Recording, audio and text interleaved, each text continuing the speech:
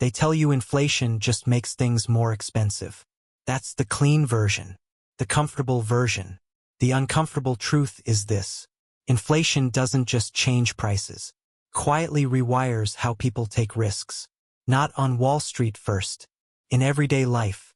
When inflation shows up, it doesn't knock. It leaks in. Groceries feel a little heavier in your hands. Rent tightens. Savings stop feeling safe. And slowly, almost invisibly, people start making decisions they would have sworn they'd never make. That's why this matters right now. Because inflation isn't just an economic condition. It's a behavioral force. And once it crosses certain levels, it changes how entire societies gamble with their future. Let's start small. Imagine you have cash sitting in a savings account. You're not chasing returns. You're not speculating. You just want stability. Now inflation rises to 6%. Your savings earn 1%. You didn't lose money on paper, but you lost purchasing power in real life. That loss isn't dramatic. It's quiet, which makes it dangerous, because the brain doesn't react to inflation like it reacts to a crash. There's no panic, no headline moment.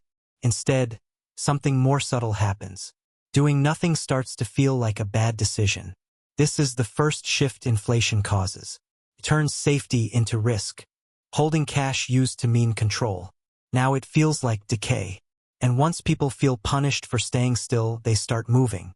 Not because they want to, because they feel they have to. This is where risk behavior changes. People don't suddenly become reckless.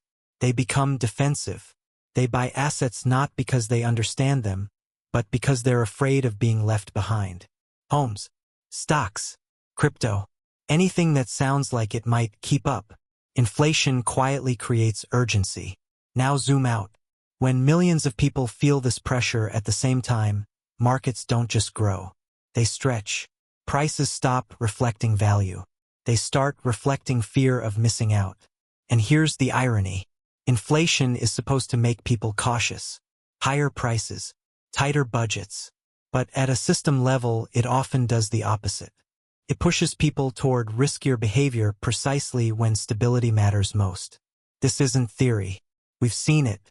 In the 1970s, persistent inflation pushed households toward real estate and commodities. In the 2000s, low real yields helped inflate housing bubbles. More recently, negative real interest rates made speculative assets feel rational. Not smart. Rational. Because the math quietly changed. When inflation is higher than your return, the real cost isn't losing money. It's waiting. And waiting feels like falling behind. This creates a strange environment. People who are naturally cautious feel forced to take risks. People who already like risk feel justified in taking more. And the system starts rewarding behavior it normally punishes. Now let's talk about the uncomfortable mechanism underneath all this. Inflation compresses time horizons. When prices rise steadily, the future matters less than the present. Saving for 10 years feels pointless if purchasing power erodes every year. So people pull decisions forward. Buy now. Invest now. Borrow now. Debt becomes more attractive during inflation. That sounds backward, but it's not. If prices rise faster than interest costs, debt shrinks in real terms over time. So inflation quietly tells borrowers, move fast. At the same time, it tells savers, standing still is losing. This is how inflation reshapes risk at every level. Households borrow more. Companies take on leverage. Governments delay hard choices. Everyone assumes growth will outrun the damage. Sometimes it does. Often it doesn't. And this is where hype enters the picture. During inflationary periods, narratives thrive. This asset is a hedge. This time is different. You can't lose if prices keep rising. Reality is less kind. Inflation doesn't remove risk. It redistributes it. Risk moves from visible places to hidden ones. Balance sheets quietly weaken. Asset prices detach from cash flows. Small shocks start causing big reactions.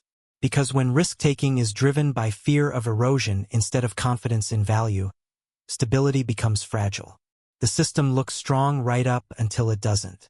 This is why inflationary environments often end with sudden corrections. Not slow declines, sudden ones.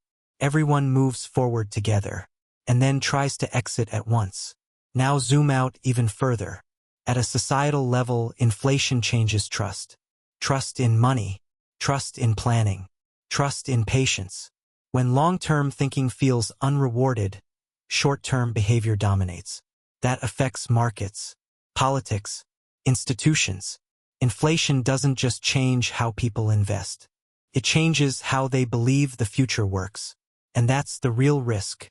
Because once a system trains people to take risks just to stand still, reversing that behavior is incredibly hard, even after inflation cools. So here's the question to sit with. If inflation quietly turns safety into risk and risk into necessity, what happens when stability finally returns? Do people slow down? Or do they keep running because stopping no longer feels safe? That answer matters more than any price chart.